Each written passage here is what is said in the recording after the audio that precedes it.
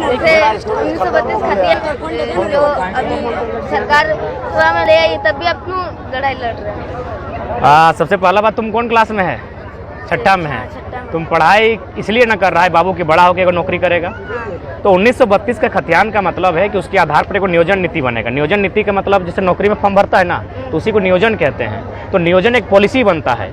यदि 1932 का खतियान के लिए हम लोग नहीं लड़ते हैं और उसके आधार पर अगर नीति नहीं बनता है, तो तुम यहाँ पढ़ेगा, छठा के बाद 10 जाएगा, 10 के बाद तुम 12 जाएगा, और जब तुम बड़ा होगा और जब तुम नौकरी का फॉर्म भरेगा तो पता चलेगा तुम्हारे साथ साथ बिहार, यूपी, बंगाल का लड़का लोग भी यहाँ फॉर्म भरा है। तो उससे क्या होगा, उन लोग थोड़ा तुमसे तेज भी है क्योंकि हम लोग झारखंड के लोग हैं, और साथ ही तेज हैं या नहीं हैं वो बाहर के लोग हैं, तो तुम्हारी नौकरी को बाहर के लोगों को दे दिया जाएगा। जबकि वो नौकरी किसकी थी? तुम्हारी थी, क्योंकि तुम झारखंड के हो, नौकरी झारखंड में है, तो नौकरी झारखंडी की है ना, तो वो तुम्हारी नौकरी बाहर के लोगों को बांट देगा। इसीलिए हम 1932 के खतियान की लड़ाई लड़ रहे हैं, ताकि क्या होगा, उसी के आधार पर एक नीति बनेगी। उससे क्या होगा, जो बाहर के लोग लड़के हैं वो छट जाएंगे, उनका अपना घर है, अपना राज्य है।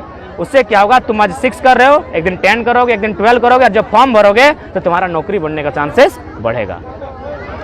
तथा खरसवा गोलीकांड में जो शहीद स्थल था वहाँ पर जब आप गए तो उसका काफिला जो जनसेला भी वो काफ़ी ज़्यादा देखने को मिल रहा है। वहाँ पर सीएम भी जाते थे, लेकिन आप गए तो कुछ अलग ही अंदाज में लोगों का जो जनसैलाब है वो नजर आया था। हाँ देखिए, मुझे भी लगा, और पुलिस प्रशासन का भी कहना था कि मैंने उनके अभी तक के सर्विस के कैरियर में जब भी वह यहाँ ड्यूटी किए हैं सबसे ज़्यादा जनसैलाब था। तो इसका कारण यही था कि लोगों की भावनाएं हमारे साथ जुड़ी हैं, और ऊपर से वहाँ थोड़ा सा एक मैंने आपसी का मैसेज वायरल हुआ था कि कुछ धमकी भरा कि अगर हम लोग हथियार के साथ रहते हैं, अगर जन्म मातो आते हैं तो कुछ नुकसान हो सकता है।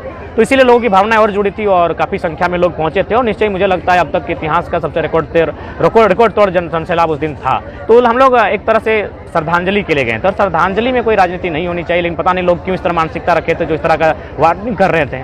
और निश्चय ही सरायकेला का जो गोलीकांड खरसवा का इतिहास है, उस दिन का कहीं ना कहीं आज़ाद भारत का जलियांवाला बाग देखने को मिला था। न जाने कितने लोगों की जाने गई थी, सरकारी आंकड़े स्पष्ट नहीं कर पा रहे, कोई 20,000, कोई 35,000, कोई 5,000 बता रहा है, लेकिन ग्रामीण को माने तो 20,000 तक के लोगों की जाने गई थी।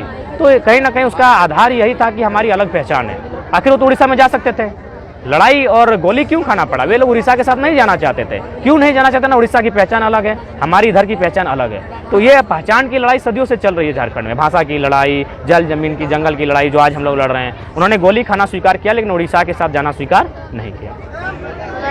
आप जैसे आंदोलन कर रहे हैं, हमें भी आंदोलन करना चाहिए या पढ़ाई करना चाहिए? देखिए, सवाल तो बहुत बड़ा है, लेकिन तुम अभी 6ठी क्लास में हो, इसलिए तुम्हें फिलहाल पढ़ना है। बाकी तुम इंटेलेक्चुअल सपोर्ट कर सकते हो। कभी अगर तुम मैंने कहीं कुछ कागज में लिख सकते हो, तुम पढ़ने वाले छात्र हो, तो तुम मान के चलो 6 क्लास में हो तो 4 लाइन की कविता आंदोलन के बारे में लिख सकते हो। जो लड़के लोग आंदोलन में हैं उनके लिए लिख सकते हो, उनको मैंने पॉजिटिव देने के लिए। जैसे जब भगत सिंह आंदोलन करते थे, ये इनकलाब जिंदाबाद भगत सिंह का स्लोगन नहीं है, पहला बात जान लो। भगत सिंह ने स्लोगन को पॉपुलर किया है। ये स्लोगन था हजरत मोहिनी का। हजरत मोहिनी करके एक कवाली गायक थे, उन्होंने भगत सिंह को इंप्रूव करने के लिए इस गजल को गाया था, इनकलाब जिंदाबाद। फाइनली ये भगत सिंह का नारा बन जाता है। तो ठीक उसी प्रकार तुम 6 क्लास में तुम अभी पढ़ो, लेकिन हाँ, तुम 2-4 कविताएं अगर लिख सकते हो तो लिखो, और उसके माध्यम से तुम घर में पढ़कर अपनी पढ़ाई को कर 2 कविताओं के माध्यम से बोलकर तुम सपोर्ट कर सकते हो। बाकी तुम्हें अभी 6 क्लास में तुम अच्छे से पढ़ाई करो।